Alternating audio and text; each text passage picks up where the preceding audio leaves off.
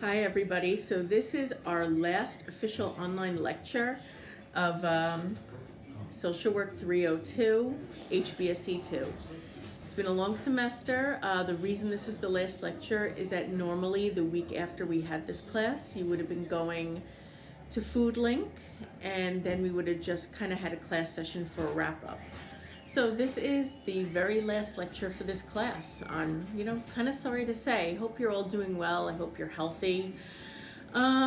Just gonna run through what we have to do here. It's not a long lecture at all, because again, normally we would have spent some time in class talking about the Food Link experience. And a lot of what I'm going to be talking to you about today is stuff you're going to learn about in more detail a year from now when you're taking macro class. So we'll get through this and then I'll chat with you for a moment. So today is the second part of our discussion on communities. We're going to be talking about assessment of geographic communities and community empowerment. So power in the community, there are three concepts that are attached to it. First, you have the potential ability, and that is the perception that there is power to be used or not to be used. Regardless of where the power is centered, it's the perception that somewhere in the community, somebody or some group of people has power to use if they choose to. So an example that's given is administrative support for the lifelong learning program at the college. Another concept of power is the power to move people on a chosen course, influencing people towards certain actions, thoughts, or decisions. So using that same example, that would be course auditing for lifelong learners, meaning when people who are not seeking credit, usually older members of the community, sit in on a class, so even if they're not earning a college degree, they can still continue to learn alongside their younger peers. And finally, power used to produce an effect or achieve a goal. So I'm going to kind of circle back a little bit. When you think about what's going on in the world today, the potential ability, when you're talking about what's going on with the crisis, is the perception that local authorities have the power to put policies in place that sort of control how we live our lives right now. So any government right now has the power to either enforce social distancing laws or not enforce social distancing laws. So some states, some local governments elsewhere in the nation are saying that things like church service is an essential service, an essential business. Despite the fact that we know by looking at statistics here, statistics in Asia, Italy, and in Spain, that church services and religious services were one of the chief ways that the virus has spread in different communities. So in New York, religious services are not an essential business. So any government has the ability to decide what is and is not essential right now. And it's up to them if they want to exercise that power or not exercise that power. So the second part of that is moving people on a chosen course and influencing people towards certain actions. So when you think about the concept of social distancing, authorities are telling us, if you watch local news, we've had Dr. Mendoza from the county health department here. We've had our county executive. We've had the governor of the state of New York. We've had the president of the United States, who are all giving us messages on why we should practice social distancing or why we should engage in certain behaviors.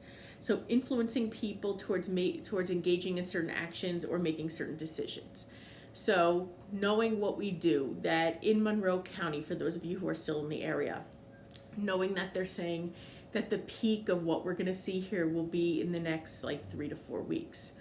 How does that influence your choices during that time? Are you going to be more or less likely to go to the grocery store? Are you going to be more or less likely to go out for a walk? Are you going to be more or less likely to violate government orders and go to a party, as many people in the village have been doing? So the power to influence people towards certain actions. And then finally, the power used to produce an effect or achieve a goal.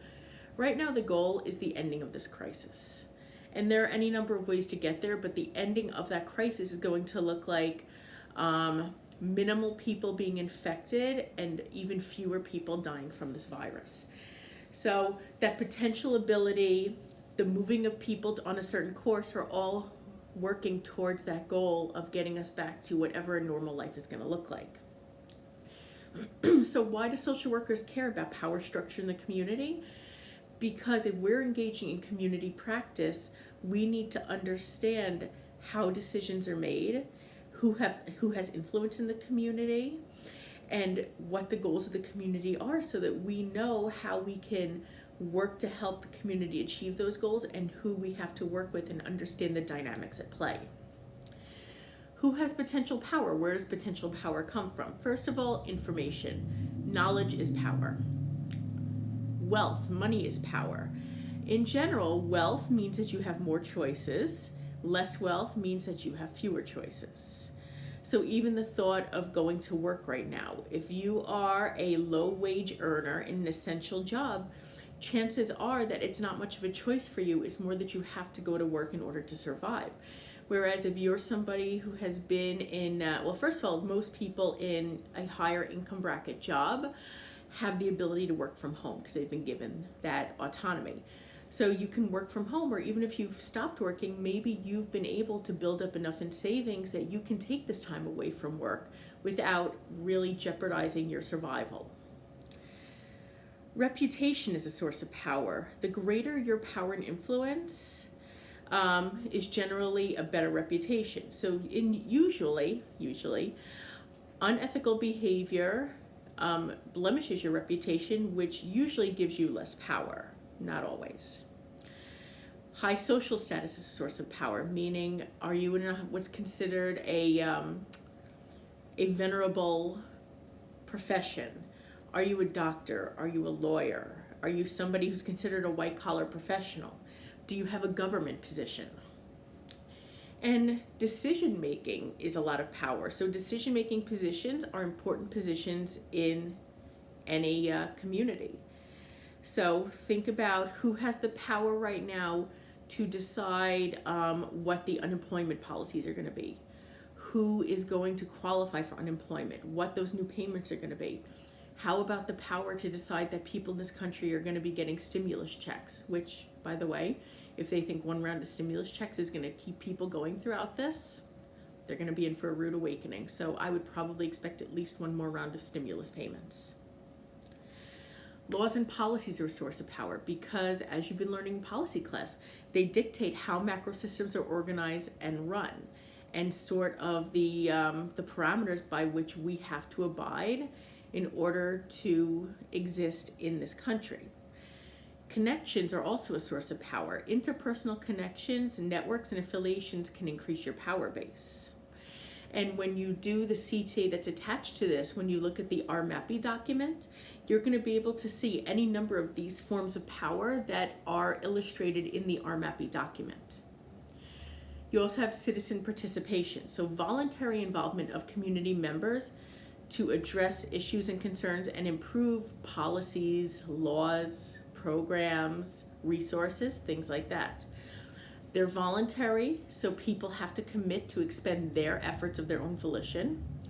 Community members work inside their own community without outside help, so they get to reflect their own values. And members in a community are going to be more aware of the issues within their community. You have social support networks. So that's informal or informal linkage of people and organizations that share all of their resources, such as skills, knowledge, tools, technology, information, networks. Communication is key, and social support networks can vary in size and frequency of communication. So in order to do a community assessment, and again, we're going to talk a lot more about this next year in the macro class, you need to know the community problems, community needs. You want to look at it from a strengths perspective first and foremost. So if you call it a community needs assessment, you're going in from the standpoint that you already know there's a deficit, which doesn't really go along with our ethos in social work. So that's a deficit-based perspective, and that model encourages segmented services that work in isolation. Now, if you look at it just as a community assessment, that's a strengths-based perspective. So what you look at first is not what's going wrong in a community, but what's going right. What are they doing that's working for them? So you're looking at assets, community capacity, skills, and capital within the community. What resources do they have? What opportunities are available for change?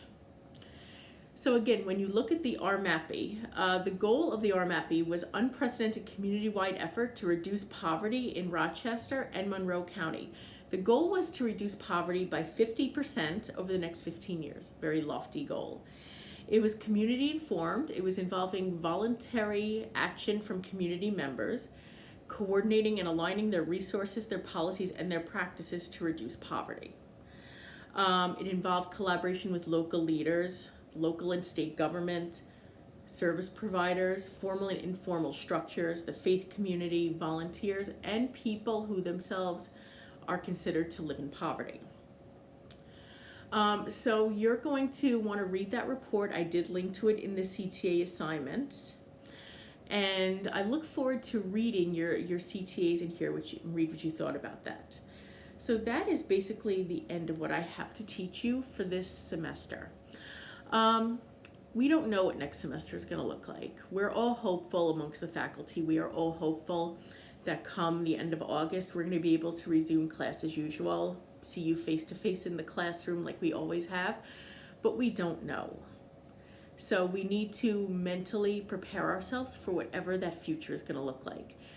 I am going to say this, however, I do miss you guys a lot. I miss class. I miss our discussions. Whenever the day is that we are all in the classroom again together, I think we should plan a big celebration. It's going to be a great day because that's going to mean we're over the worst of this crisis. So it's something for us all to look forward to. I hope you're doing well. I hope you're staying healthy. I hope you're maintaining your mental health and your social distancing. I want to hear from you about how life is going. Send me emails over the summer. I want to know that you guys are okay. So hopefully I'll see you soon. Bye.